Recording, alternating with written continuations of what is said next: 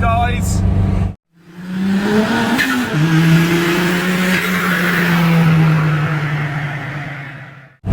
So I've had to take our little cruise to Ilfracombe today, which is probably a 30-mile round trip, and I've decided to take the little Mini before it goes back to the customer.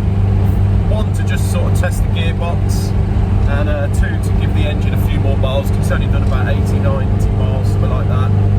And I tell you what, I absolutely love it. As I say, I ain't been in one of these for about 20 odd years, but it's great fun. You could do with another gear, like 5-speed, maybe a 1275 would be right up my street. This thing's sort of starting to howl at about 50 mile an hour, but as I say, we're trying to run it in, so just be a bit careful. But yeah, absolutely love this thing. Don't want to give it back, to be honest. First little job of this morning. As you can see here, we've got the back end of a turbocharger off my colleague Carlos's little Renault 5 Turbo. Now Carlos, don't know whether I've said before, but he's got 3 of these things. He did have 4, sold one just before Christmas, but he's got 1 in Portugal, because that is where he's from, and he's got 2 over here. He's got 1 nice grey phase 2 that he restored and finished last year, lovely little car. He's got 1 that is sort of tricked right up with the old trusty dimmer kit on it, which to look at is nothing too special, but he's done a lot of work on, and he's sort of had it for probably 25 years, and he's continually modding these bloody engines. So this is just a little trick that he does.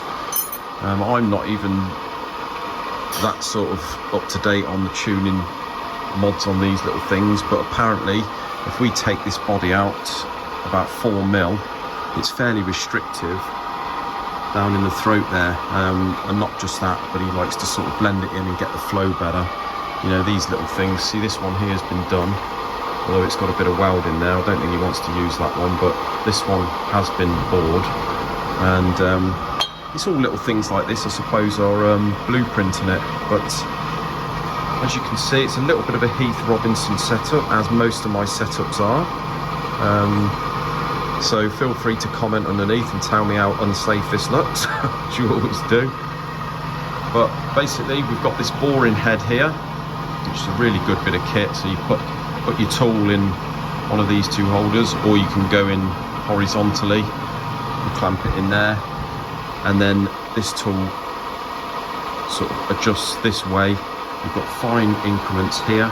This is in metric, actually. It's one of the only tools we use that are in metric. Everything else seems to be imperial, but yeah, each one of these quarter turns is 0.1 of a mil, so around about 4 thou. So you can get things pretty accurate with this. So what I'm going to do is, I've centered this up, and I'm going to go ahead and put a sort of 1/2 mil cut on, just to make sure I've got the correct depth, and we're not going to go through the side somewhere. And yeah, I'm going to take this out to, I think it is got to be 50mm, something like that. It says, if I centre the, if we zero the, got all very near.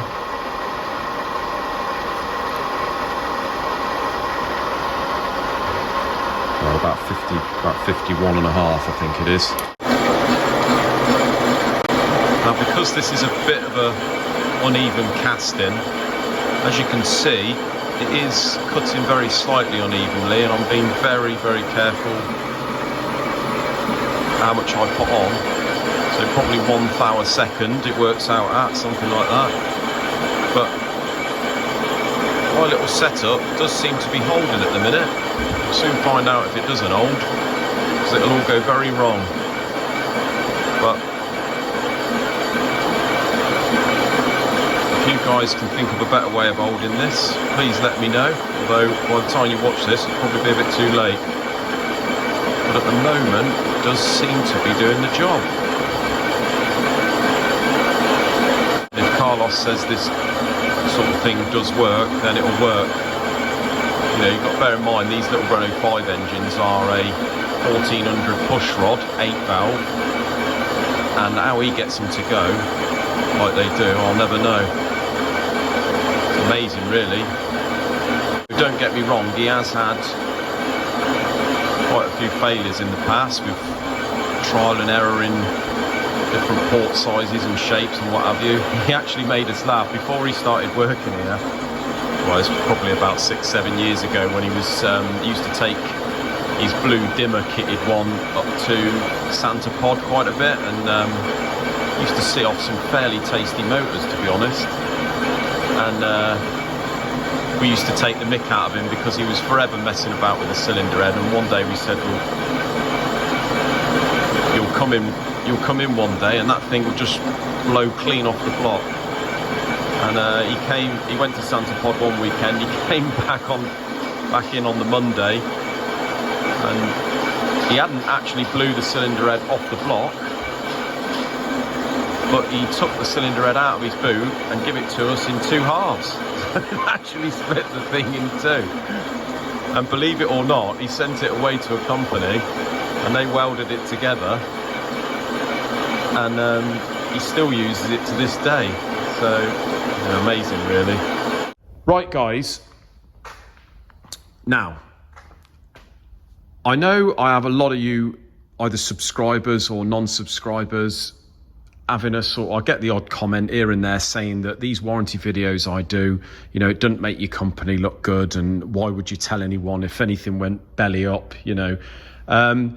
First of all, a lot of the comments, or a lot of the people that do comment, they obviously don't watch all the videos thoroughly, because if they did, they would know that a lot of the warranty claims that we do aren't exactly on engines that we've done, and it's something that, you know, that we've done wrong. A lot of the time it's because of something else and we tried to get blamed for it.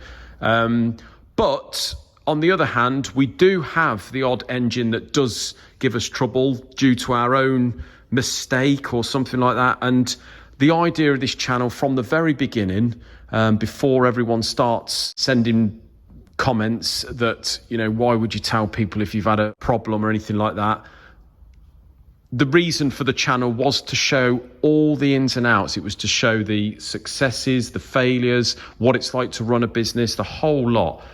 So that head over there has come back off an engine that we did recently.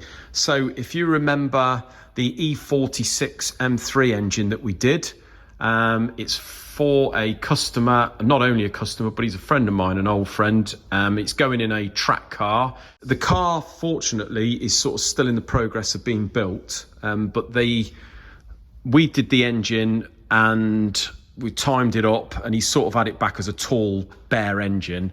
And then the engine has gone to a local garage who he also deals with, called Braunton Engineering. The guy that owns it there, Ashley, very knowledgeable bloke, does a lot of Porsche 911s and what have you. He's got an M3 E46 himself, so he certainly knows what he's doing. So as I say, we've got involved, we've done the tall engine on this. Now the M3, especially the 6-cylinder, I'm going to be honest, it's not, we don't specialize in it. It's, at the end of the day, it's an engine, and we do it, we sort of build it the same as we would any other engine. We've put motorsport pistons in it, and competition crank bearings. Apart from that, it's all the usual stuff, the balancing, the sizing, and going through the head and all this, that, the other. But what we've done, now I'll tell you the story. The camshafts, I got reprofiled at a company called Newman Camshafts, who we've always dealt with. And what you find with camshafts, the reason we did that is because usually an off-the-shelf, say a fast road cam or a high-performance cam, the retail on it seems ridiculous. So 9 times out of 10, if we give Newman a ring, they will give us a price for either reprofiling it, even an outright blank, and it usually works out about half as much as it would an off-the-shelf retail camshaft. So that, in this case, that was exactly what it was. You know, these worked out probably less than half what the off-the-shelf cams were. So nothing wrong with the profile, absolutely fine, got them back. But the problem was, and I'm going to be honest, I've never had it before, but because they reprofiled it, they took the hubs off and all the necessary bits and just dumped them all in a box. So bear in mind, usually when we get involved with one of these engines, it's usually either just the cylinder head or just in for a rebore and a reface of the block. We never usually get involved with building it, although that's not an excuse. So I've had to sort of educate myself in building the hubs up and timing this thing up properly, which I'm fairly certain I did. We bought the correct kit and all this. We've timed it all up fine. The customer has sent the twin VANOS unit off to be serviced to a place that can't remember the name of it now, but apparently they're dead reputable. That's where everyone sends their VANOS units off to be serviced, and that's what he's done. And what we've done is we've bolted the VANOS unit on the end. As far as I'm concerned, it was all timed up as the book, and we spent a lot of time timing it up. These things here take about 3 hours to get the clearances right. They've all got these rockers with the shims on top of the spring cap head, and yeah, spend a lot of time on it.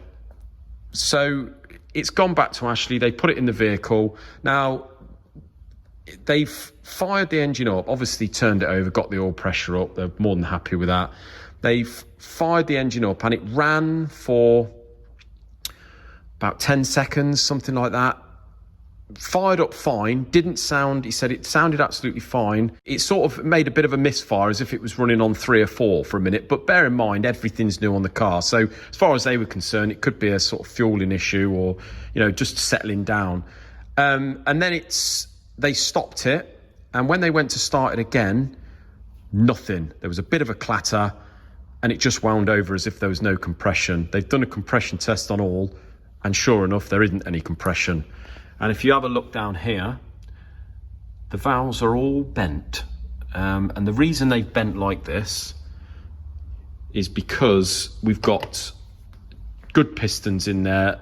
They're aftermarket, very slightly higher compression ratio, although we've checked, before you say it, we've checked the cutout, the valve to piston clearance and all that, and that's absolutely fine. But obviously, when these valves contact on the piston, they contact flush onto the valve cutout face. So it basically just kinks the stem like that. So that's what's happened. They've turned the key and it's just bent the valves. Now, Ashley sort of made me aware of this. I said, look, we're so busy here, Ashley, you crack on, do your investigating, strip the front off, have a look at the chain and that. We were, to start with, we were wondering whether it could have, the tensioner could have pushed back. There was no oil pressure get to the chain, but everything looked fine. The chain all looked fine. The timing, he said, all looked fine. So even when he's took the VANOS unit off and we've ended up obviously taking the cylinder head off, he sort of was we were both scratching our heads over it, to be honest with you. And the reason for me putting this in a video, we're thinking at this point that it is a VANOS timing issue. But I would quite like it if you guys, there's bound to be guys there that are a lot more familiar with timing this sort of engine up, this twin VANOS unit up. So I'll be more than appreciative of any comments there, or if any of you guys would like to get in touch of little secrets we should know. Ashley seems to sort of think that it was a VANOS timing issue. It's almost like it's sort of advanced the cam or retarded the camshaft when it's come off cold start or something like that, and it's just bent the valves. So yeah, this one looks like it's on us. We're gonna have to sort this out. I'm gonna get some valves on order. Getting stock valves is not very easy these days, so we're probably gonna have to go with the aftermarket Inconel valves, but that's not a problem. As I say, it's on our head. But yeah, as I say, guys, I'm not sort of, I spoke with my friend and the customer. He's absolutely fine with it. These things happen.